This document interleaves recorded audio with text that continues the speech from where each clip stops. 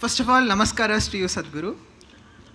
Sadhguru, I have worked very much hard to secure the first rank in common entrance examination and place me here. But my brother says me that it's my destiny that has put me up here. Is it really my destiny or my hard work that placed me here? Where's your brother placed, huh?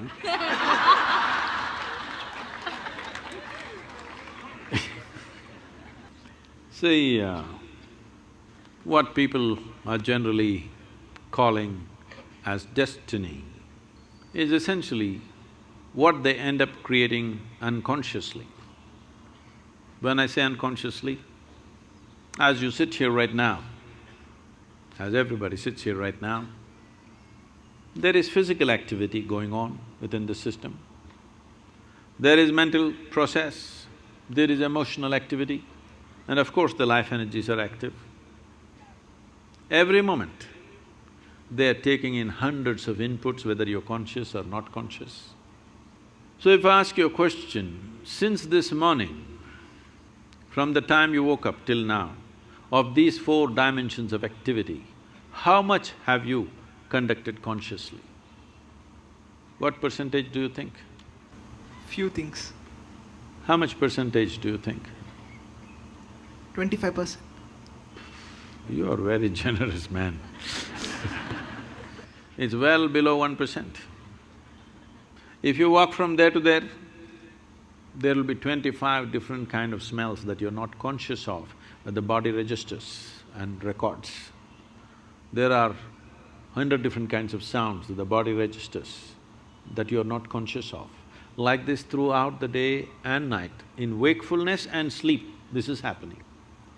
When you are only conscious of less than 1% of your activity, definitely life will look like an accident. Hello? When 99% of the things that you're doing unconsciously, definitely life will look accidental. If the accident…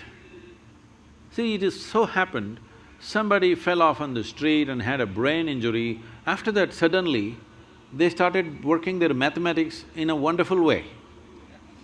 But that was only one. 1,000 other people who cracked their skull never recovered from that, or they died, or those who lived on much diminished. So, being accidentally fortunate is not the way to exist. So, whenever a pleasant accident happens, we say it's destiny. Some of you even say, God doing things to me. When did you make a partnership with him? I don't know. So, shall I tell you a story? Are you okay? This happened. Sherlock Holmes, you know Sherlock Holmes? And Watson went out camping. And early morning, 3:30 a.m., Sherlock Holmes nudged Watson. He opened his eyes, "What? What do you see?" he asked. "Well, I see a clear sky and stars." "What does it mean to you?" He said, "Well, that means tomorrow is going to be a wonderful sunny day." Then he asked, "What does it mean to you?" He said, "It means someone has stolen our tent."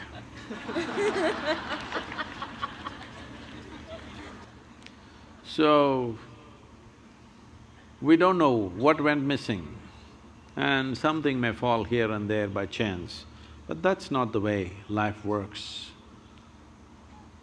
If a human being doesn't take it upon himself or herself to make their own destiny, well, they're still having an evolutionary problem. That is, they're still not yet fully there. Because being human means this, that we can conduct our life consciously. Being human means this, that we can craft our life the way we want. But this destiny business is a good insurance to handle your failure. Whenever you fail, destiny, it's God's will. So this has been going on for a long time. This is not the fundamental nature of this culture. In this culture, we taught you right from ancient times, your life is your karma. Did we tell you or no? Nobody told you there is a God up there who will do things to you. We always told you, your life is your karma. This means your life is your making. No interstellar influence on you. It's you. Whatever, there are a million impacts on us, but what we make out of it is still us, isn't it? What is thrown at us is not in our hands. What comes our way is not in our hands. But what we make out of it is 100% in our hands. I must tell you this. When I first went to Coimbatore and we started setting up the yoga center, this is a country like this is very strange. Now they're all clapping their hands. But at that time, simply rumors, oh, they're doing drugs, they're doing something else, they're here to kill the wildlife, they're killing tigers, they're killing elephants, all kinds of things. Rumors going around, even media reporting these kind of things. Then 100 prominent people in the town meet and then they say, this yoga is spreading like a disease. These are the words. We have to do something. There some young hothead says, let's take a truckload of people and pull down the whole thing, because the whole yoga center at that time was just thatch roof sheds. So they decided they want to come there and pull down the whole thing and be finished. Today, it is among the most prominent places in the country, okay? So, when they said this, there was an old man who is no more, a wise man. He said, see, you don't know who you're dealing with. I know this man. If you throw stones at him, he will build something out of those stones. Don't throw stones at this man. So, what comes at you, you cannot decide, but what you make out of it is your thing, isn't it? This is where your dint is. This is where you are to prove who you are, because you can't decide what comes at you, but you can definitely decide what you make out of whatever comes at you. Thank you, Sadhguru.